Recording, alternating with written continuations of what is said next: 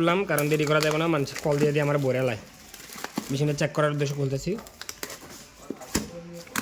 এর আগে খুলছি দিকে টুকটাক করে তাড়াতাড়ি করে পারতাছি। আর শেষ দেখেন ভিতরে কি জিনিস ঢুকা রাখছে দেখেন কোম্পানি, এমন প্রিমিয়াম বক্সের মধ্যে দিছে। যাই হোক কভার এটা না খুলি, এটা খোলার দরকার নাই আছে, শুধু মেশিনটা লই। মেশিন চেক করবেন কেমন এই জিনিসটা দেখেন, যদি জিরো মেশিন হয় এটা একটু স্যান শব্দ করবো প্রথম দিকে, কারণ এখানে একবার পুরো শুকনো অবস্থায় মেশিনটা থাকে, এই কারণে আমি একটু তেল দেবো। ওকে, তেল দিবেন কই, তেল দিবেন প্রথমে বিলেটে এক ফোঁটা, এই যে এখানে একটুখানি তেল দিবেন।